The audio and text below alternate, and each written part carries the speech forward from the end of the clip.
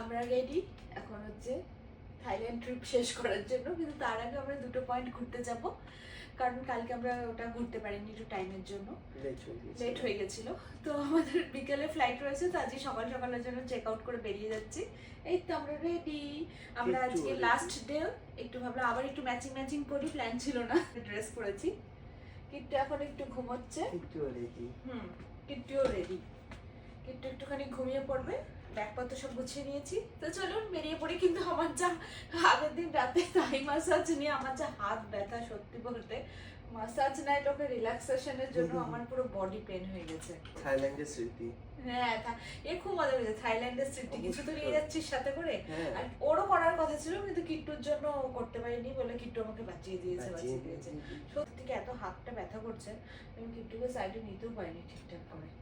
তো চলুন এখন আমরা বেরিয়ে পড়ি। ঘড়িতে সকাল 8টা মতো বাজে। বাই।